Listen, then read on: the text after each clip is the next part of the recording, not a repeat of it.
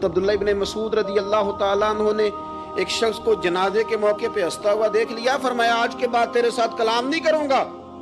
جس کا جنازہ دیکھ کے بھی دل نرم نہیں ہوا اور قبرستان دیکھ کے بھی دل نرم نہیں ہوا، وہ تو سخت دل بندہ ہے۔ سخت دل بندے سے دوستی کبھی نہیں رکھوں گا، میں تو درد دل والوں سے پیار کروں گا، تیرے ساتھ میں کلام نہیں کرتا۔ تو کس طرح کا شخص ہے بھائی جسے یہاں آ کے بھی ہنسی آ رہی ہے، مذاق سوچ رہا ہے؟ تو دل کی نرمی، میرے نبی پاک صلی اللہ علیہ وسلم نے نا دل پر، ہم نے نا کپڑوں پر بڑی محنت کی،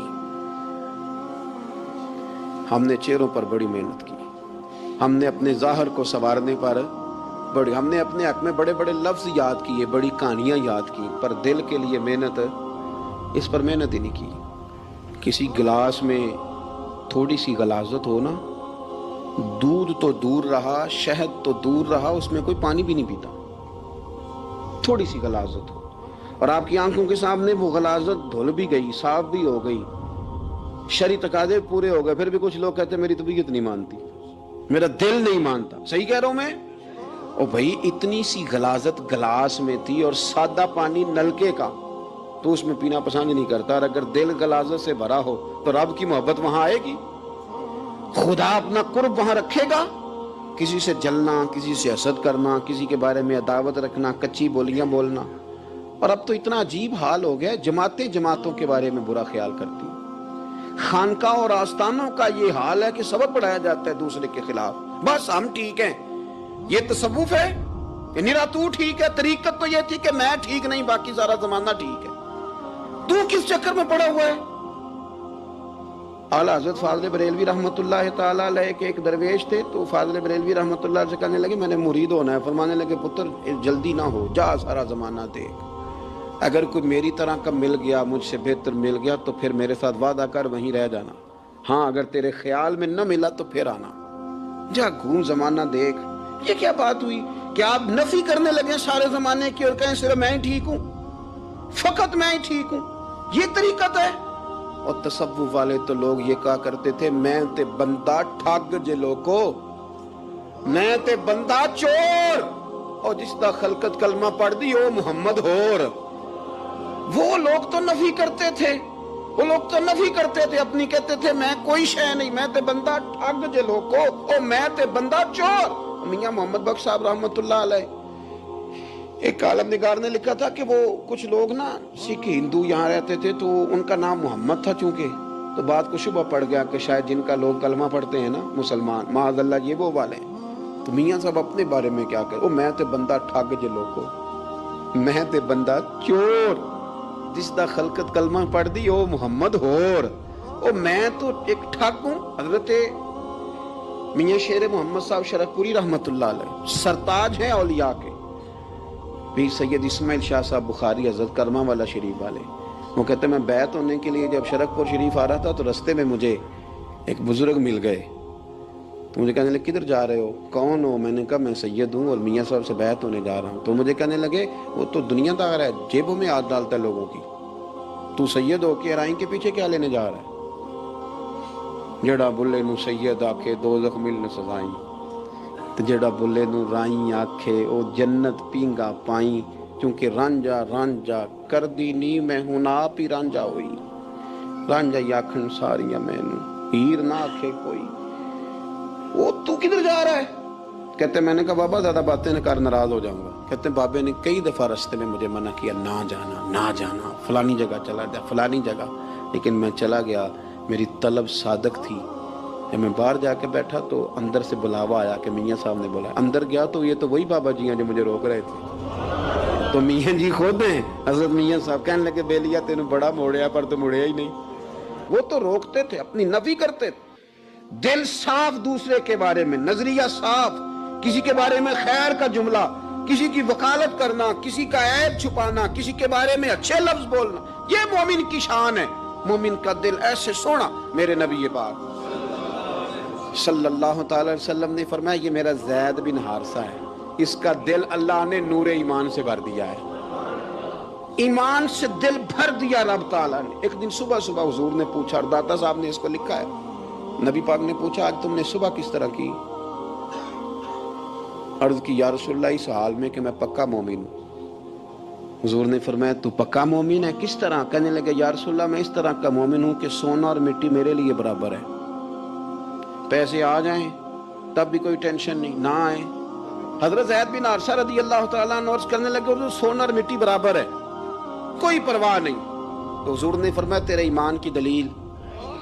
عرض کرنے لگے یا رسول اللہ میرے ایمان کی شان اور دلیل یہ ہے کہ میں یہاں زمین پہ بیٹھ کے نظر اٹھاؤں تو میری نظر اللہ کے عرش تک جاتی ہے، میں بتا سکتا ہوں کہ جنتی جنت میں جا رہے ہیں اور راضی ہیں، جہنمی جہنم میں جا رہے ہیں اور چیخ رہے ہیں، میں بتا سکتا ہوں۔ حضور نے فرمایا پھر اس کی حفاظت کر، پھر اس جذبے کی حفاظت کر۔ جب دل صاف ہو، نور ایمان سے بھرا ہوا ہو، علم لدنی کب آتا ہے؟ علم لدنی نیک آدمی کو ملتا ہے جب بندہ متقی پرہیزگار ہو نا، ناجائز نہ کھائے، ناجائز نہ دیکھے، ناجائز نہ بولے، تو پھر اللہ تعالیٰ اسے علم کا نور دیتا ہے۔ جو لوگ کہانیوں میں الجھ جاتے ہیں نا، زیادہ باتیں کرتے ہیں، زیادہ گھومتے ہیں، زیادہ سازشی عناصر کا شکار ہوتے ہیں، ان کے تو حافظے کمزور ہو جاتے ہیں، یاد ہی نہیں رہتا، باتیں اتنی کرتے ہیں پتہ نہیں سویرے کیا کہا تھا، دوپہر کو کیا کہہ رہے ہیں۔ جب انسان کا دائرہ کار تقوی والا ہو پھر اس پر علم کی روشنی کھلتی ہے، پھر دروازے کرم کے کھلتے ہیں۔ اپنے دائرے محدود کر لیے جائیں۔ سوچیں، میں بڑے بڑے لوگ آپ کو زندگی میں ملیں گے، مشورے دیں گے، وہ جناب آپ کو پتہ ہی نہیں آپ کتنے بڑے ہیں، آپ فلانی جگہ کھڑے تھے، فلانے کے ساتھ ہنس رہے تھے، یہ آپ کو خراب کرنا چاہتے ہیں، کسی تکبر میں مبتلا کرنا چاہتے ہیں۔ آپ زمین پہ رہیں تاکہ زمین والوں سے رشتہ مضبوط رہے، دل کی صفائی، دل صاف ہو، کوئی حسد نہیں، کوئی کینہ نہیں۔ پتہ ہے سب سے بڑی بیماری کیا ہے بندے کی؟ خوفناک علامت کیا ہے دل کے بیمار ہونے کی؟ کہ کوئی بندہ بیماری میں ہے اور ادھر ایک بندہ اس کو دیکھ کے خوش ہو رہا ہے، کسی کو زوال آ گیا ہے، کاروبار ڈوب گیا ہے اور یہ دیکھ کے خوش ہو رہا ہے۔ مر گیا اس کا دل، مردہ ہے، اندر کوئی دل نہیں۔ اب یعنی ایک بندہ رسوا ہو گیا اور یہ خوش ہو رہا ہے، دیکھا میں نے نہیں کہا تھا۔ جب کوئی کسی کی رسوائی، کمزوری اور کسی کے زوال پر راضی ہونے لگے تو پھر سمجھ لے کہ اس کا حال اتنا برا ہو گیا ہے کہ اب یہ اخلاقی طور پر مردہ زندگی گزار رہا ہے۔ ہمارا اب یہ حال ہے کہ ہم لوگوں کے دکھوں پر ہنسنے لگے۔ ہم کسی کے ہاں کوئی شخص تکلیف میں آتا ہے تو ہم اس کو کہکوں میں اڑاتے ہیں۔ یارو، زندہ قومیں یہ کام نہیں کرتی، زندہ قومیں یہ کام نہیں کرتی۔ میرے نبی پاک صلی اللہ علیہ وسلم نے فتح کے موقع پر بھی گردن کو جھکا کے بتایا کہ جب رب عروج دے تو پھر اللہ کی بارگاہ میں جھک جایا کرو۔ کسی شخص کے پتہ ہے کہ ایک حدیث سنو، یہ مسلم شریف میں موجود ہے، حضور نے فرمایا ایک بندہ گناہ کرتا تھا پھر اس نے توبہ کر لی، اگر کسی نے دوبارہ اسے وہ گناہ یاد کرایا کہ تو یوں ہوتا تھا، اگر کسی نے اسے دوبارہ گناہ یاد کرایا تو یاد کرانے والے کو اللہ سزا کے طور پر مرنے سے پہلے پہلے اس گناہ میں مبتلا کر دے گا۔ خفیہ تدبیر آئے گی اللہ۔ جس کو اللہ نے معاف کر دیا، زمین آسمان بھول گئے، فرشتوں کے دفتر سے اس کا گناہ محو کر دیا گیا، تو نے کیوں یاد رکھا؟ لیکن ہمارے دل اس طرح کے ہیں، خیر کی خبریں نہیں دیتے، ہم خیر کی خبر نہیں دیتے، مثبت بات نہیں کرتے، ہمارے رویے دوسروں کے بارے میں سخت ہیں۔ یعنی بہو سے داماد سے اختلاف ہو گیا، پھر اس نے معافی مانگ لی، پھر ہم نے معاف کر دیا، پھر ایک سال کے بعد دوبارہ لڑائی ہوئی تو پچھلی بات دوبارہ یاد کرنی چاہیے تھی، اس کی تو معافی دے دی تھی آپ نے، لیکن آپ نے پھر یاد کر لی وہ بات۔ اس کا مطلب ہے آپ نے صلح کی تھی، دل صاف نہیں کیا تھا۔